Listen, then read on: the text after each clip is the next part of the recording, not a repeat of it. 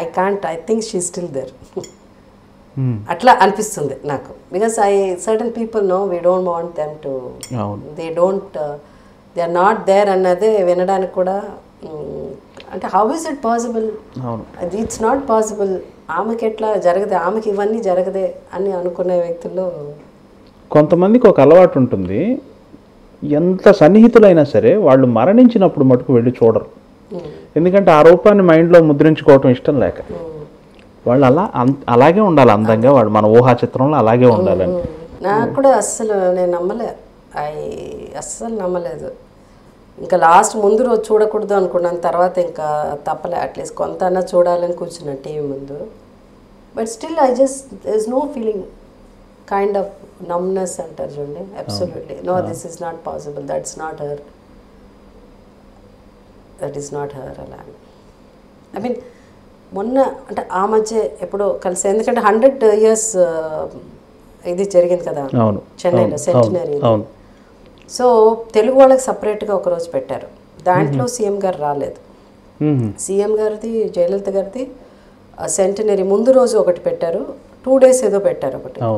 ముందు రోజు కొంతమందిని ఆమె సత్కరించారు, నెక్స్ట్ డే ప్రెసిడెంట్ వచ్చేటప్పుడు కొంతమందిని సత్కరించారు. సో దాంట్లో ప్రెసిడెంట్ ఉన్న దాంట్లో మేము లేదు, దాంట్లో చాలామంది రజనీకాంత్ గారు ఇది అదని. దానికి ముందు రోజు ఒకటి చేశారు, దాంట్లో యాక్చువల్గా ఎవరు లేరు తెలుగు వాళ్ళు దాంట్లో. ఆ ముందు రోజు పెట్టిన దాంట్లో కూడా Kamal Haasan,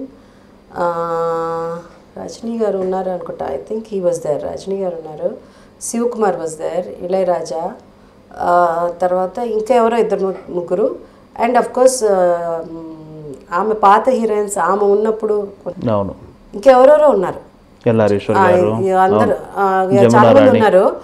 and Sridevi also was there. But శ్రీదేవికి ఆ రోజు ఇవ్వలే, శ్రీదేవికి ప్రెసిడెంట్ వచ్చిన రోజు ఇచ్చారు. సో ఇంతవరకే పిలిచారు, అందుకే శ్రీదేవి కూడా తమిళ్లో పెద్ద successful heroine, top heroine Sridevi గారు. తను కూడా శ్రీదేవి అంత ఉన్నింది కాబట్టి శ్రీదేవిని పిలిచారు. దెన్ మన వాళ్ళు ఎవరో వెళ్ళి, మా తెలుగు కూడా ఇక్కడే చేస్తున్నాము మీది అయిపోయిన తర్వాత అంటే, ఎవరెవరు వస్తున్నారు అలా అలా అని అంటే లిస్టు ఇలా చెప్పారు, వీళ్ళు వస్తున్నారు, వాళ్ళు వస్తున్నారు, వాణిశ్రీ గారు వస్తున్నారు, జయసుధ వస్తున్నారా అని అడిగారు అంట. జయసుధ వస్తున్నారు అనగానే సరే అని ఓకే అనేసి చెప్పారంట. జయసుధకు కూడా నేను కొంతమందికి ఇస్తున్నాను రేపు, ఆ లిస్ట్లో లేదు కానీ పర్వాలేదు తన్ని యాడ్ చేయండి అలా, జయసుధని యాడ్ చేయండి అలా. దాని తర్వాత లేదమ్మా అలాగే జయప్రద కూడా ఆమెకు కూడా వస్తున్నారు. అప్పుడు పొలిటీషియన్స్ కదా వాళ్ళ, జయప్రద గారు ప్లీజ్ జయప్రద గారిని కూడా చెప్పండి అని చెప్పి, మీకు నెట్లో చూస్తారు రెడ్ కలర్ శారీ కట్టుకుని చూసాను, ఆ స్పీచ్ మొత్తం విన్నాను. ఆ రోజు అది ఆమె లాస్ట్ మినిట్లో యాడ్ చేసింది, యాడ్ చేసి మేము వెళ్ళేసరికి లేట్ అయిపోయి లోపల వెళ్ళలేకపోయాం, జనం అది ఇది ఆల్రెడీ స్టార్ట్ అయిపోయింది, ఆమె స్టేజ్ మీద ఉంది, అందరూ వచ్చేసారు కూర్చుని ఉన్నారు.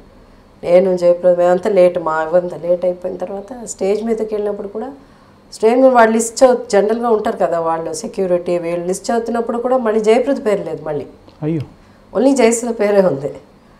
వాళ్ళు అన్నారు madam only your name is there you have అని అన్నారు. సో తన వెనకాల లేదు, I think list out madam చెప్పారంట, 2 పేర్లు చెప్పారు అని చెప్పిన తర్వాత పైకి వెళ్ళి మేము ఇద్దరు కూర్చున్నాం. So she was so this when మేము వస్తున్నాం అనగానే పిలిపించారు. So that was almost great experience. మీరు ఏ ఇంటర్వ్యూలో కూడా షేర్ చేసుకోలేదు, మా అదృష్టం మీరు చెప్తున్నారు ఇదంతా. ఐ జస్ట్ ఆమెను ముట్టుకోవడానికి కూడా భయపడతారు మన వాళ్ళు, దే వోంట్ ఈవెన్. అవును, అంత పాదాభివందనం కూడా అడుగు దూరంలో నేలం చేస్తారు. బట్ దాని అన్నిటికీ ఒక కారణం ఉందండి, only people who know her. అవును, ఆమె కానీ అట్లా లేకపోతే షీ వుడెంట్ హావ్ బీన్, ఇప్పటి వరకు ఉండేది కాదు ఆమె. All her life she went through, I mean it's a fight. అవును, లాస్ట్ వరకు ఫైట్ చేస్తే ఐ థింక్. అవును, పురచ్చి తలైవి అనేది ఆవిడ కరెక్ట్ పేరు కదా, విప్లవం. వెరీ రిజర్వ్డ్ అండి, very reserved and sense like so that she always uh no nonsense అన్నది పక్కన పెట్టడానికి ఒక ఇది ఉంది. అది ఏదో ఒక న్యాచురల్గా ఆమెలో ఉండే ఒక ఇదే.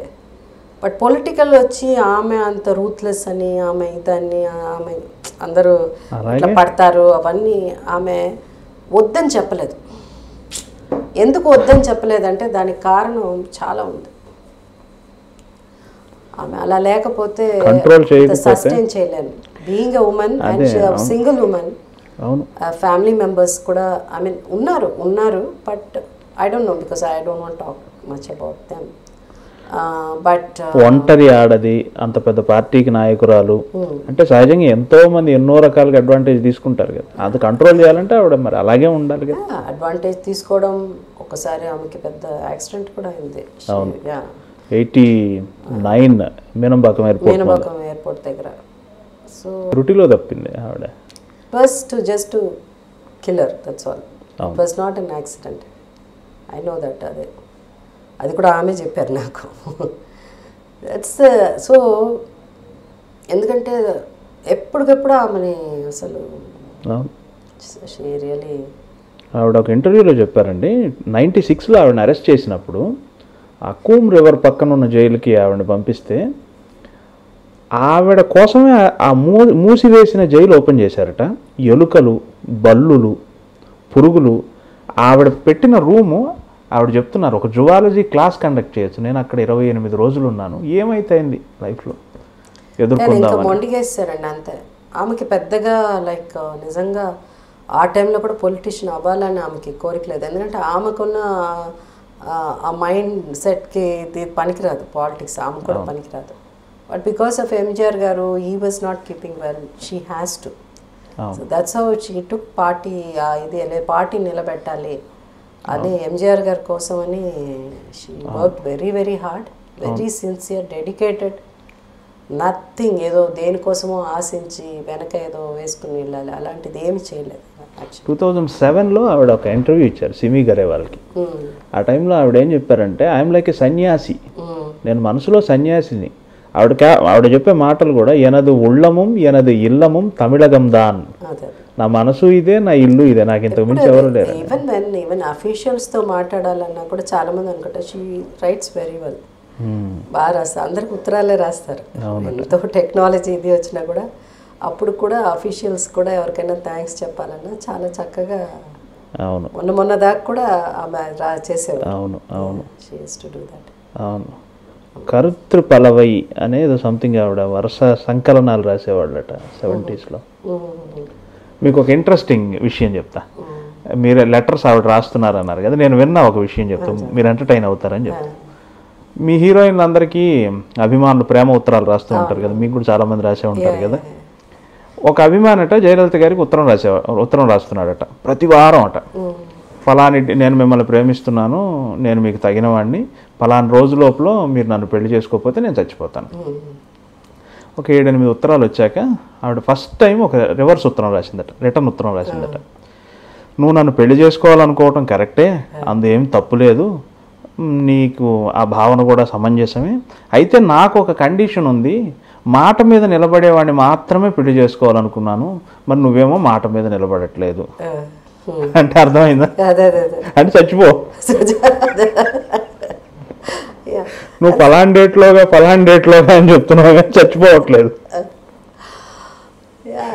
అటువంటి ఉత్తరాలు మీకు వచ్చాయండి? నాకు గుర్తులేదండి, ఎందుకంటే నాకు లెటర్స్ వస్తే నేను చదవలేను కదా. ఓకే. చాలా గొప్పగా ఎవరన్నా రాస్తే మాత్రం చదివి వినిపించేవాళ్ళు, చెత్త అంటే పక్కన పడేసేవాళ్ళు. వీళ్ళే పక్కన వాళ్ళు మాకు ఉండేవారు. లెటర్స్ రాయడం కోసం అని ఒకళ్ళని పెట్టామన్నమాట. ఒక టీచర్, ఒక ఆమె, అలాగే ఒక ఆయన, టీచర్స్ వాళ్ళు వచ్చి రాసేవాళ్ళు. బట్ ఎక్కువ అసభ్యంగా లెటర్స్ పెద్దగా రాదులేండి. అదేదైనా కొంచెం ఇబ్బందిగా ఉంది, ప్రేమ వ్యక్తం ఐ మీన్ అట్లాంటి అంటే పాపం వచ్చేవాళ్ళు కూడా టీచర్స్ వాళ్ళే కదా వచ్చి రాస్తున్నారు, వాళ్ళకు కూడా ఇబ్బందిగా ఉంటుంది కదా. నాకు వచ్చిన లెటర్ అయినా వాళ్ళైనా చదవాలి కదా.